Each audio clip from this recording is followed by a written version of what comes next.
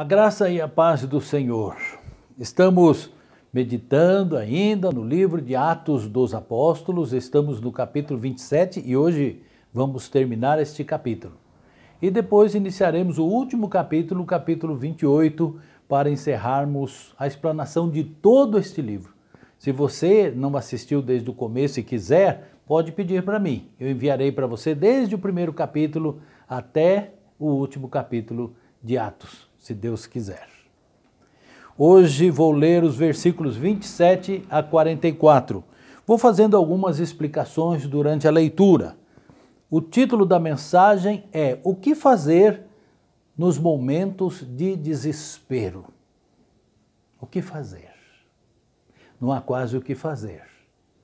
Nós passamos por momentos de desesperos e aprendemos muito durante este tempo. E certamente Deus vai nos falar através desta leitura, desta passagem na história de Paulo, muito ao nosso coração. Vamos ao nosso texto. E quando chegou a 14ª noite, sendo impelidos de uma e outra banda do mar Adriático, lá pela meia-noite suspeitaram os marinheiros que estavam próximo de alguma terra. Quero parar aqui para pensar que eles estavam há 14 dias dentro daquela situação, daquele tufão, daquele vento forte chamado Euroaquilão, onde o barco era jogado de um lado para o outro. E lá dentro os marinheiros também dentro do navio eram jogados de um lado para o outro. Alguns certamente caíam, alguns poderiam se machucar, porque era muito forte a batida que as ondas davam no navio. Eles precisaram amarrar o navio para o navio não se destroçar no mar. Eles quebraram os mastros mais altos do navio, jogaram no mar, jogaram parte da carga do navio para o navio ficar mais leve. E eles seguiam por 14 dias nessa situação, dia e noite, socorrendo o navio, tentando conduzir o navio de alguma maneira. E não tinham o que fazer, nem tempo para comer eles tinham, de tanta correria que eles tinham ali dentro daquele navio. 14 dias é uma infinidade de tempo numa situação como esta. Você espera que no outro dia vá amanhecer com sol e nada. Você espera que vá parar a tempestade e nada. Você espera que vá passar aquele vento forte, nada. Nada acontecia diferente. Um dia após o outro. 14 dias já estavam ali, diz o versículo 27. Lá pela meia-noite, suspeitaram os marinheiros que estavam próximo de alguma terra. Os marinheiros mais experientes, algum deles deve ter escutado, porque estava tudo escuro, não conseguiam ver nada. Mas ouviram alguma coisa diferente, o barulho das ondas batendo em algum lugar, e eles tiveram a esperança, pressentiram que estavam próximo de alguma terra. Que bom chegar no lugar firme. Que bom poder se abrigar num lugar onde não seriam levados, como lemos na semana passada, de um lado para o outro à toa, sem nenhum comando do navio. Eles amarraram o leme. O leme é aquela peça que fica embaixo do navio que direciona o navio. Não tinha mais o que fazer no timão, que é a direção do navio. Eles não podiam, não precisavam de vela, porque não tinham para onde ir. Não sabiam mais para onde estavam indo. 14 dias de luta e sofrimento. Você também deve ter entrado já em alguma situação como esta. O que fazer num tempo como este? Só tem uma coisa a fazer: confiar em Deus. Esperar que o Deus que deixou que todas essas coisas acontecessem, o Deus que permitiu que estas coisas viessem, Ele mesmo termine com todas essas coisas. Ele mesmo conserte todas essas coisas.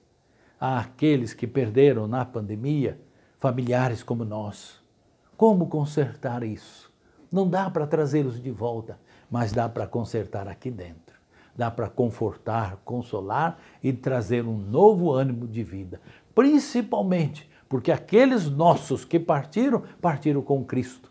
E nós temos a esperança, a certeza de encontrá-los na vida eterna com Cristo, para onde nós iremos, não por nós mesmos, mas por Cristo Jesus, que morreu pelos nossos pecados. No verso 28, e lançando prumo, acharam 20 braças, medida de 1 metro e pouco. 20.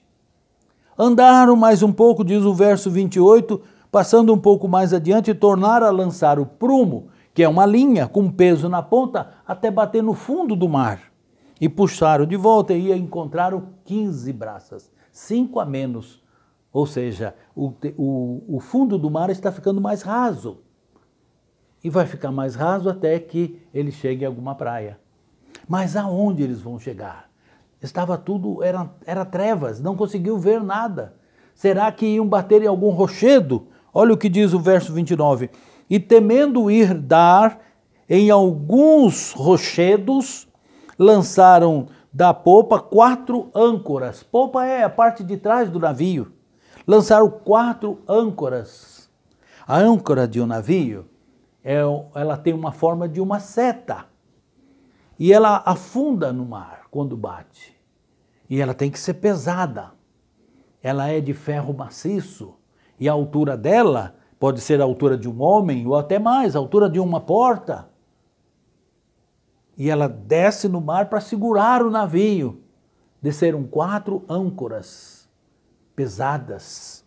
Veja o quanto o navio tem que suportar. Fora todas as pessoas, que eram muitas, e nós vamos ver quantas eram. Além disso, tinha a carga do navio, a estrutura do navio e as âncoras do navio. Lá atrás tinham 4. Possivelmente na frente tinham mais, outras âncoras também. Lançaram a âncora para segurar o navio, com medo que o mar os levasse a rochedos. Procurando, porém, os marinheiros fugir do navio e tendo já deitado batel é um barco menor, barco salva-vidas, deitando o batel no mar, como que querendo lançar as âncoras pela proa. Então eles desceram no barco para ir por trás do navio para descer a âncora, mas não era verdade. Eles queriam, na verdade, era fugir do navio. Verso 31, disse Paulo ao centurião e aos soldados, se estes não ficarem no navio, não poderei salvar-vos. Deus já tinha falado com ele, com Paulo. Paulo já tinha dito para os marinheiros que eles não temessem, que Deus falou com ele através de um anjo. Lá no versículo 23, que vimos na semana passada, Deus, através do anjo, disse para Paulo, não temas, importa que sejas apresentado a César. E eis que Deus te deu todos quantos navegam contigo. Todos. Ninguém podia sair do navio. Deus tinha um propósito em tudo. Deus tem propósitos nas nossas vidas. Nós precisamos andar dentro da vontade de Deus. Há um propósito para a salvação dos homens.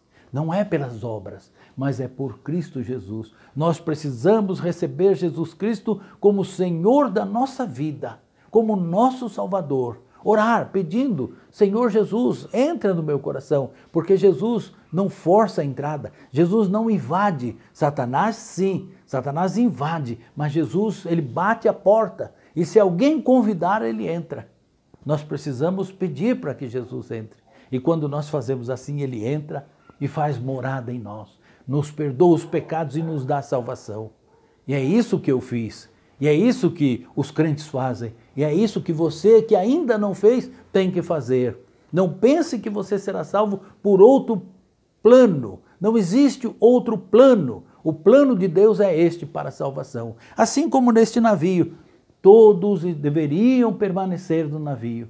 Alguns queriam fugir, mas eles não deixaram. Então os soldados cortaram os cabos do barco, do batel, e o deixaram cair. E o mar levou aquele barco embora. E com ele a esperança dos marinheiros de fugir dali. Tinham que ficar ali. Confie. Deus falou através do seu apóstolo que nenhum se perderia. Confie em Deus. Quando você estiver passando por problemas difíceis na sua vida, lembre-se que Deus tem um propósito em tudo isso. Confie em Deus. Continue andando no plano de Deus para a sua vida, no projeto de Deus para a sua vida. Deixe Deus agir. Deus é quem vai direcionar você para o projeto dele, aquilo que ele quer da sua vida. Verso 33. Entretanto que o dia vinha, Paulo exortava a todos a que comesse alguma coisa, dizendo: é já hoje o 14º dia que esperais e permaneceis sem comer, não havendo provado nada. Vocês estão 14 dias nessa luta, talvez pegando uma fruta aqui, talvez pegando um pedaço de pão ali, comendo alguma coisa, uma garrafinha de água talvez, mas comer mesmo ninguém comia. 14 dias. Portanto, exorto-vos a que comais alguma coisa, pois é para a vossa saúde. Porque nem um cabelo cairá da cabeça de qualquer de vós. 14 dias sem comer. Como estavam estas pessoas? Com aquele esforço físico que faziam, não dormiam direito. Como estava o organismo deles? Debilitado, enfraquecido. Será que existe crente que não lê a Bíblia todo dia? Será que existe crente que não lê a Bíblia 2 dias na semana, 3 dias? Será que tem crente que já faz 10 dias que não abriu a Bíblia para ler? Será que tem crente que faz 14 dias que não se alimentou da palavra de Deus? Às vezes fica comendo alguma coisinha, ali no WhatsApp, um versículo, outro, mas isso não é alimento. Você precisa da palavra de Deus. Você precisa permitir que Deus fale com você. Você precisa meditar na palavra de Deus. Você precisa se alimentar.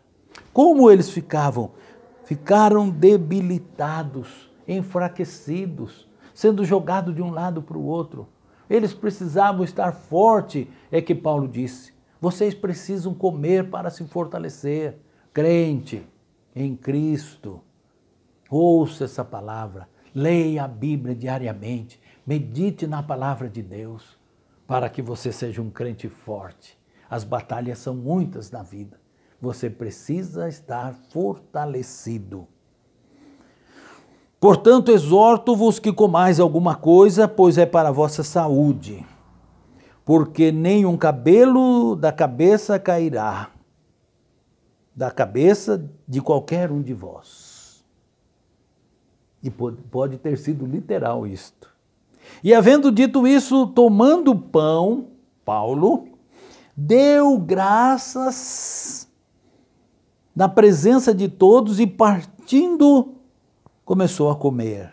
Lembra bastante a ceia. É como se fosse um culto. Ainda orou. E todos participaram e comeram. E tendo já todos bom ânimo, puseram-se também a comer.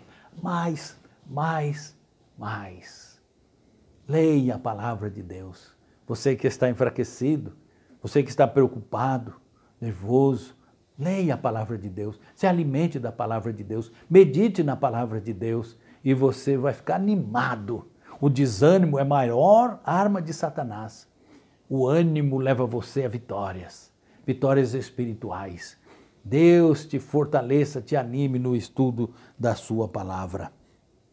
E éramos por todos do navio 276 almas. E refeitos da comida, aliviaram navios, lançando o trigo ao mar. Agora, joguem tudo, não vamos precisar de mais nada. Nós vamos salvar as nossas vidas. E sendo já dia, não conheceram a terra. Enxergaram, porém, uma enseada. Uma enseada à entrada do mar para dentro da terra, como se formasse ali uma lagoa, como nós conhecemos praia. E eles viram que tinha praia ali, conforme nos diz a palavra de Deus no versículo 39. Enxergaram uma enseada que tinha praia.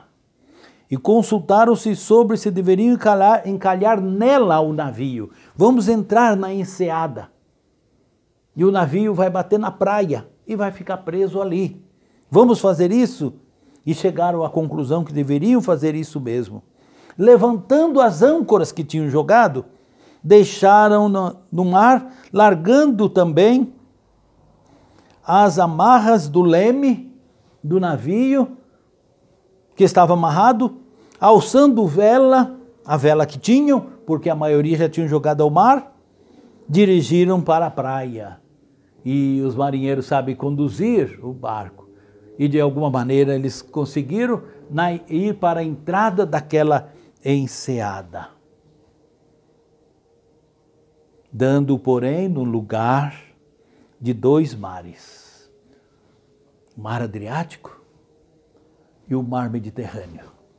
E o navio foi jogado justamente a esse encontro de águas.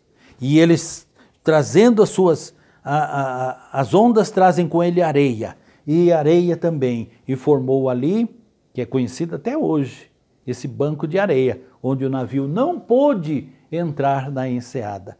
Deus tem propósitos. Deus sabe o que faz. O navio não entrou. Ele não ia salvar o navio. E nós, muitas vezes, não entendemos muitas coisas que Deus faz. Por que Ele nos trouxe até aqui? Por que Ele nos mostrou a enseada, onde há praia, onde poderíamos entrar? Mas Deus não quer o navio lá. Vocês vão. Há um propósito em tudo isso. Todas as coisas que Deus permite, Deus usa para o nosso benefício. E o navio ficou encalhado ali. Então, a ideia dos soldados foi que matassem os presos, para que nenhum fugisse escapando a nado. E entre os presos estava Paulo, mas que Deus já tinha dito, importa que você vá a Roma, vá a César. E o centurião, Júlio, que já tinha ouvido Paulo algumas vezes e errou quando não ouviu Paulo, preferiu ouvir os marinheiros, o piloto, preferiu ouvir o mestre do navio e deu toda essa confusão.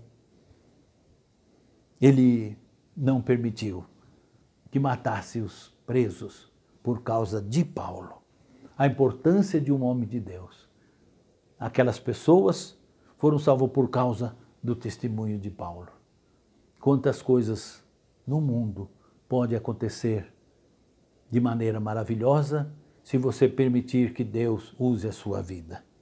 Mas o centurião, querendo salvar Paulo, lhes estorvou esse intento e mandou que os pusessem a nadar, que os que pudessem nadar se lançassem primeiro ao mar e se salvassem em terra.